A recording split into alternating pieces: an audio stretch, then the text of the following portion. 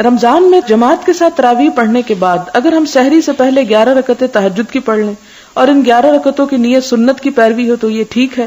آپ دیکھیں کہ پہلے بھی میں نے جیسے عرض کیا تہجد، تراویح، قیام اللیل یہ تینوں ایک ہی نماز کے نام ہیں. رمضان میں یہ سونے سے پہلے پڑھ لی جاتی ہے اور غیر رمضان میں یہ سو کے اٹھ کے پڑھی جاتی ہے تو اس کو تہجد بولتے ہیں. حجدہ کا مطلب ہوتا ہے سو کے اٹھنا، اور تہجد وہ نماز جو سونے کے بعد اٹھ کر پڑھی جائے. قیام اللیل کا مطلب ہوتا ہے وہ نماز جو رات کو طویل قیام کے ساتھ پڑھی جائے. اور اسی طرح اس کو جب تراویح کہا گیا تو وہ کیا ہے، یعنی رات کے ابتدائی حصے میں ہی پڑھ کے پھر اس کو سو جایا جائے.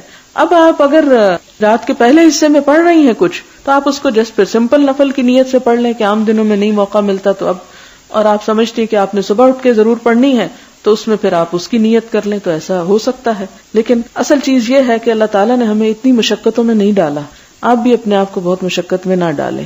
لہٰذا اگر آپ صبح اٹھ کے کچھ نفل پڑھنا ہی چاہتے ہیں تو 2-4 پڑھ لیں، یہ نہ ہو گھر والے کھانے کے انتظار میں بیٹھے ہوں اور آپ نفل پہ نفل پڑھ رہے ہیں. اگلا سوال ہے، اگر رمضان المبارک میں نماز تراویح 8 رکعتیں پڑھے اور نماز تہجد بھی پڑھے تو کیا ایسا کرنا درست ہے؟ کیا ان دونوں کی رکعتوں کی تعداد برابر ہوگی؟ اس میں پہلی بات تو یہ کہ دونوں اوقات میں نوافل پڑھ سکتے ہیں. ایک وقت میں آپ سنت کی پیروی کر کے پڑھیں، یا صبح یا یعنی اس سے پہلے، کیونکہ آپ صلی اللہ علیہ وسلم نے رمضان یا غیر رمضان میں 2 دفعہ الگ الگ نوافل نہیں پڑھے، ایک ہی وقت میں پڑھے. اس میں اول رات بھی آتا ہے، درمیان بھی آتا ہے، آخر بھی آتا ہے.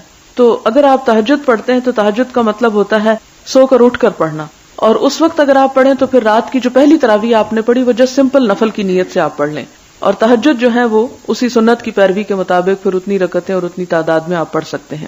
پھر اس کے بعد یہ کہ کیا دونوں کی تعداد برابر ہوگی؟ نوافل میں کسی چیز کی کوئی قید نہیں ہے، نہ 2 کی نہ 4 کی، نہ اس لیے کہ آپ نے سونے سے پہلے اگر 8 پڑھے تو سونے کے بعد بھی 8 پڑھیں. آپ سونے سے پہلے 40 بھی پڑھ سکتے ہیں، لیکن سونے کے بعد جب آپ اٹھیں گے اور سنت کی پیروی میں پڑھیں گے تو پھر آپ کو 11 رکعتوں والی بات کی پیروی کرنا ہوگی.